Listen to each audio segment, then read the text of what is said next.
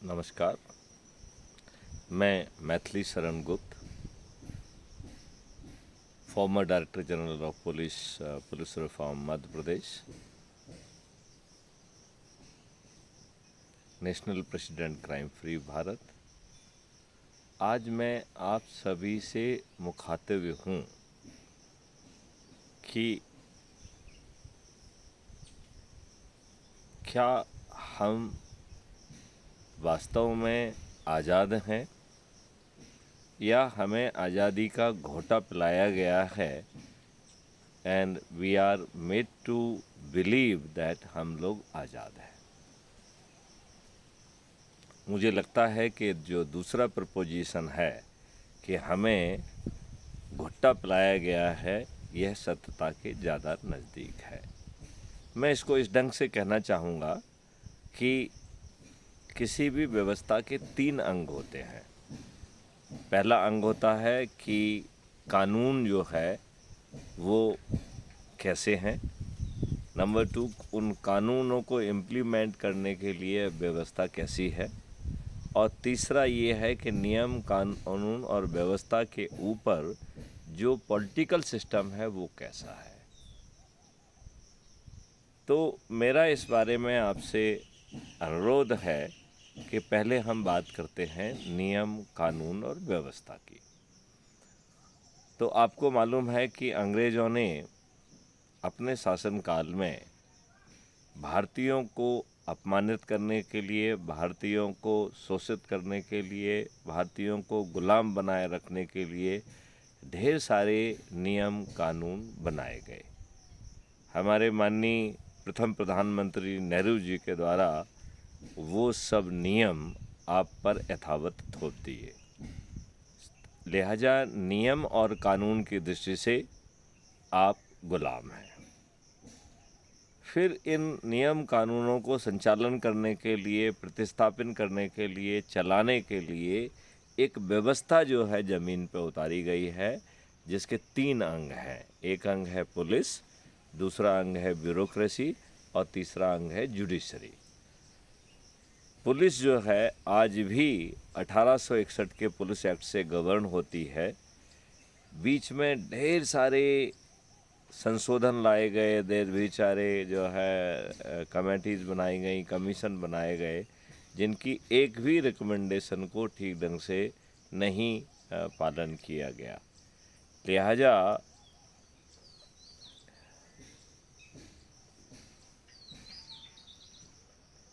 जो व्यवस्था है, पुलिस व्यवस्था, वो 1857 की क्रांति को दबाने के लिए बनाई गई 1861 के पुलिस एक्ट के तहत की व्यवस्था एज इट इज़ अडॉप्ट कर ली गई है।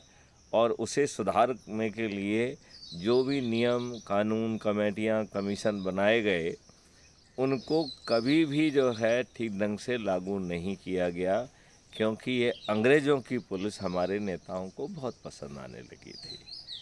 ब्यूरोक्रेसी भी में लॉर्डशिप है, आप आवेदन लगाते रहिए, लॉर्डशिप प्लीज़ करेगी। वो उनका इच्छा होगी तो निर्णय लेंगे, इच्छा नहीं होगी तो निर्णय नहीं लेंगे, इच्छा होगी तो पैसे लेकर निर्णय लेंगे। आप झेलने वाले एक गुलाम हैं। और यही व्यवस्था जुडिशरी की भी है। लेकिन जुडिशरी के बारे में एक बात कहना चाहेंगे कि जबकि जुडिशरी का जन्म पॉलिटिकल कृपा के आधार पर हुआ है, आईएएस, आईपीएस, आईएफएस वगैरह, इन सब सर्विसेज का जन्म एक कॉम्पिटिटिव एग्जामिनेशन के माध्यम से हुआ। एक जुडिशरी जो कि इतने कृपा पात्र के बतौर जो है पैदा हुई है, वह बड़ी आसानी से जो है उसने अपना चरित्र फिर भी थोड़ा सा मजबूत बनाया है और वह राजनेताओं का उनको स्थान दिखाती रहती है। फिर क्या वजह है कि कॉम्पिटिटिव व्यक्ति एग्जामिनेशन से आए हुए बिना पॉलिटिकल मेहरबानी के पद पाने वाले यह पुलिस वाले, ब्यूरोक्रेट्स, ये क्यों इतने ज़्यादा नतमस्तक हैं, क्यों छोटे से लाभ के लिए नतमस्तक हैं। एनीवे, अभी अपना कहना है कि जो व्यवस्था है यह है अंग्रेज़ों के द्वारा स्थापित की गई व्यवस्था है। आप पर और भारतीय गुलामों पर शासन करने के लिए बनाई गई है। अब उसके ऊपर जो पॉलिटिकल व्यवस्था की बात करें तो क्या वो डेमोक्रेटिक है? तो इसके लिए एक पीपल रिप्रेजेंटेटिव एक्ट 1951 जो है बनाया गया था और उसे जानबूझकर बहुत बेकार बनाया गया। यही कारण है कि आज हमारी पॉलिटिकल पार्टियां प्राइवेट कंपनियां बन गई हैं, परिवार की कंपनियां बन गई हैं। आपकी हैसियत एक वोट देने वाले गुलाम की है। आप वोट देते हैं, लेकिन जिसे आप चुनते हैं वो आपको रिप्रेजेंट नहीं करता है। वह पार्लियामेंट में अपनी पार्टी को रिप्रेजेंट करता है और पॉलिटिकल और पार्टी व्हिप से बना हुआ है। और जो पार्लियामेंट के बाहर है उसमें भी वो पार्टी डिसिप्लिन से बना हुआ है। और वो हमारा चुना हुआ प्रतिनिधि एमएलए और एमपी इतना डरा हुआ प्राणी है कि उसे ये लगता है जो कुछ भी मिल रहा है कहीं वही भी उससे ना चला जाए उसके हाथ से, तो वो बहुत डर डर के काम करता है।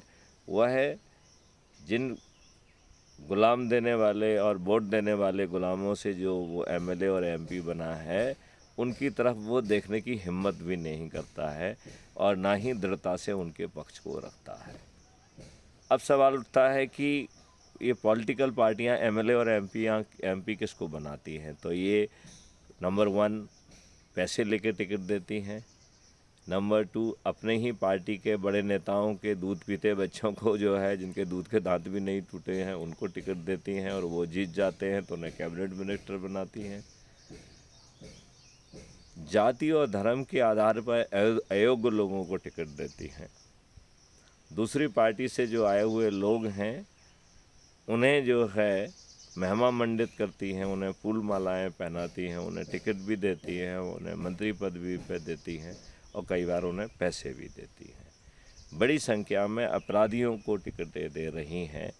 तो टिकट भी गलत लोगों को जा रहा है। आप जिसको रिप्रेजेंट कर रहे हैं वो आपको, वो दरबारी बना हुआ है, वो आपको रिप्रेजेंट नहीं कर रहा है, वो पॉलिटिकल पार्टी को रिप्रेजेंट कर रहा है।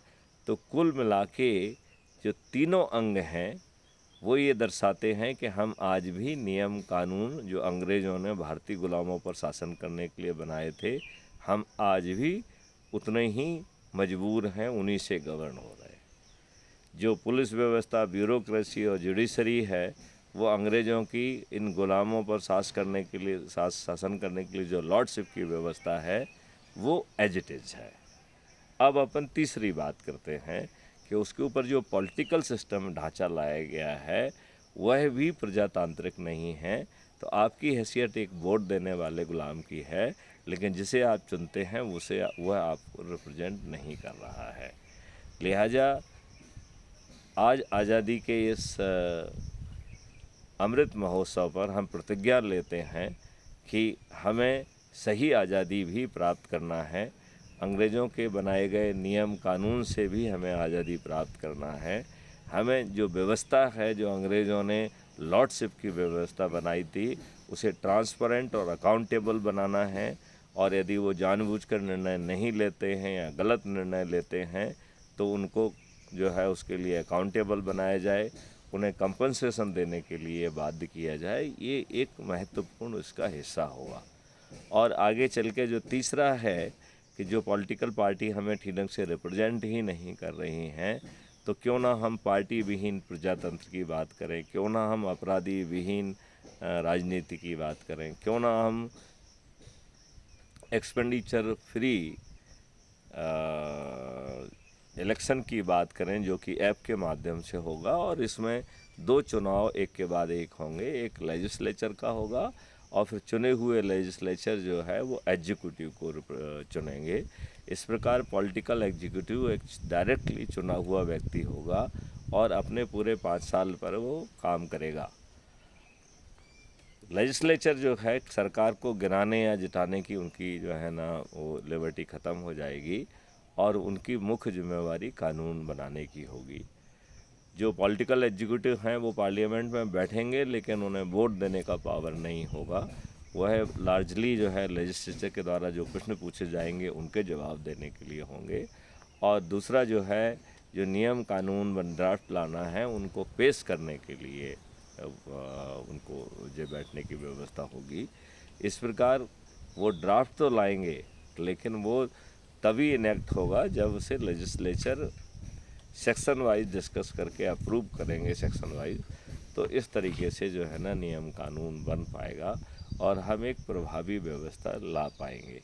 हमें क्राइम फ्री भारत की 5 सर्टेनिटी पे काम करना पड़ेगा। हमें साइबर क्राइम फ्री भारत की बात करना होगी। हमें पेपर करेंसी फ्री भारत बनाना पड़ेगा। जैसे ही हम पेपर करेंसी फ्री भारत बनाएंगे तो ना हमारा हवाला रैकेट की प्रॉब्लम होगी, ना काला धन की प्रॉब्लम होगी, ना भ्रष्टाचार की प्रॉब्लम होगी, ना ड्रग एंड माफिया जो अभी जिनको पैसा जा रहा है ना उनको जाएगा, ना अवैध हथियारों के माफियाज को पैसा जाएगा, ना जो है नक्सल्स, टेररिस्ट और टुकड़े टुकड़े गैंग को जो ना पैसा जाएगा। तो हम एक ही स्ट्रोक में अपनी अधिकांश प्रॉब्लम को ख़त्म कर पाएंगे। और चूँकि पेपर करेंसी नहीं होगी, लिहाजा हर चीज़ डिजिटल मोड में होगा और ट्रांजैक्शन की एक 2% से 5% कोई फीस रख देंगे। और हम आज जो पैसा जो है ना डेवलपमेंट के लिए इकट्ठा कर पा रहे हैं, ऐसा मेरा मानना है कि इससे 5 गुना ज़्यादा जो है पैसा इकट्ठा हो पाएगा। तो आप